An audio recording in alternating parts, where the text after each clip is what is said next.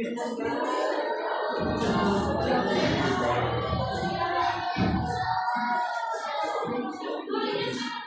who would like to answer number 1? Number 1 is, what is the post all about? You write it on the board.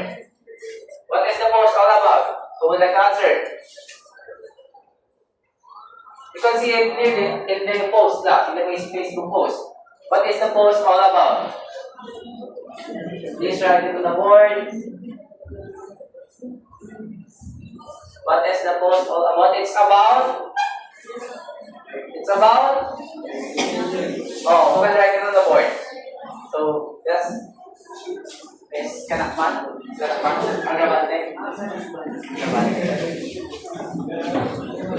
So you are Miss Kanakman. You are Miss Kanakman. It's about, yes. So number 2, who can answer the question number 2? Who is the source or the author? Who made the post? Class, who made the post? Oh, who can write it on the board? Yes, what's your name? Nolasco? Sir Nolasco, can you please write it on the board? Your answer. Who made the post? Next, we have, when was this posted? The date of the, yes, what's your name? Deloyola. Yeah. When was the post created?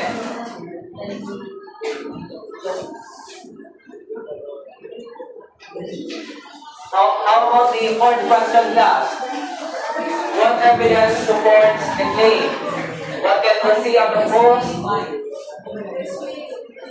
That should be vice mayor. So what evidence can we see on the post that will back this claim? That will make this claim true? What evidence?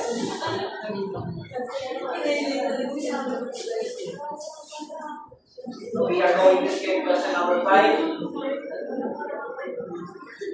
What evidence can we see on the post that will make the claim true or factual?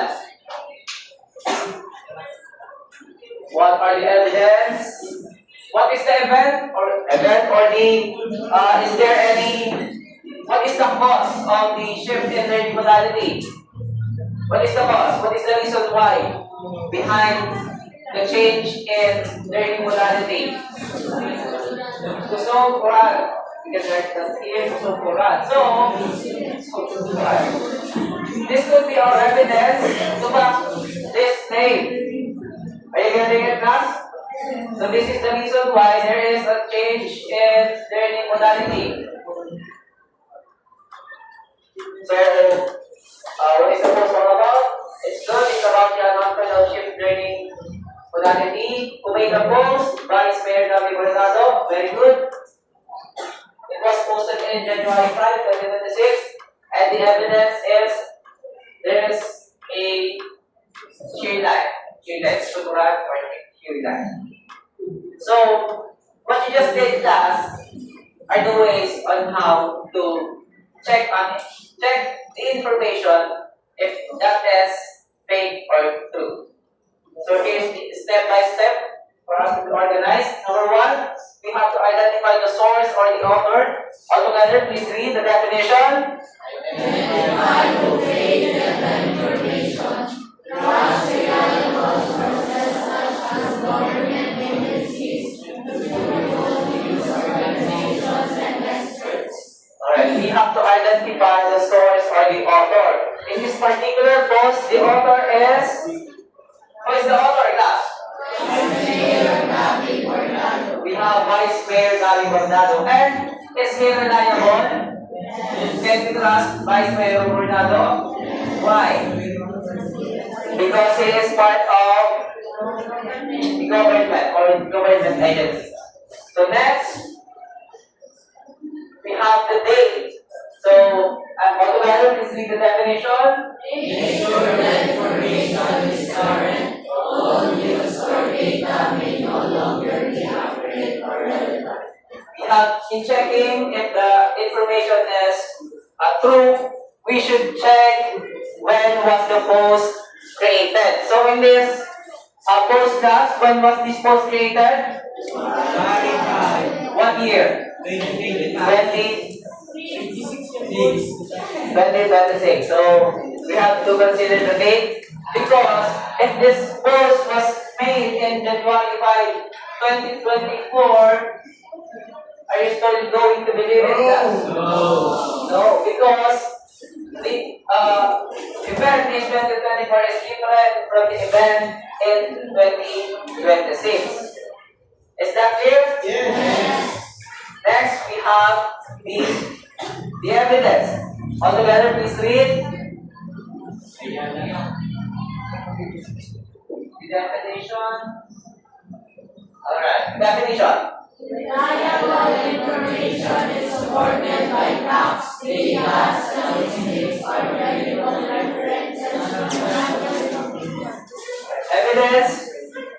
We should consider the evidence that we make our claim or the information true. So reliable information is supported by facts, data, statistics, credible references, and not just opinion. So in this post, the evidence is the caption. So because of the sheer light in the Quran, which is our evidence, we can make sure that this post is true. Are you still with me? Are you following? So because of the evidence, we can say that the shift in learning modality in January 5 is true. Is that clear? Alright, very good. So lastly, we have to cross-check with other sources. So everybody, please read.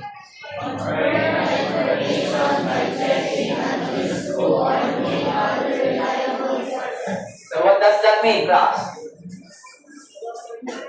What do we mean when we are going to cross-check? What do you think we should do? So aside from the post of Vice Mayor Hurtado, we should look upon others posts about the same claim, about the same topic. So we can check news outlets, we can check radio stations, we can check Pag-asa if there is really a sheer life in this particular date. So that is how we cross-check with other sources. And we can say that the claim is true if those sources that we check have the same announcement. Is that clear? If they do not have the same announcement, they are not the same, then possibly the claim is not true and it is just a fake news. So are you getting it, class? So let us try to apply this text in this particular post. Who would like to try?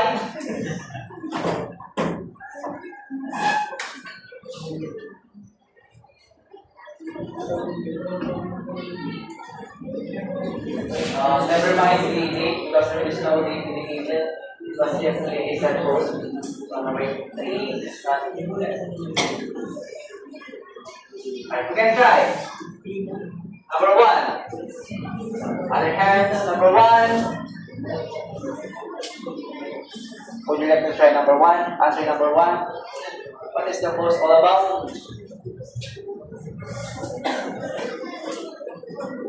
Who would like to try? Would you like to try? Number 1, what is the post all about? You write it on the board, please. Number 1. Who else? Number 2. Who is the source? How about this side? Can you tell us who is the source? Who made the post?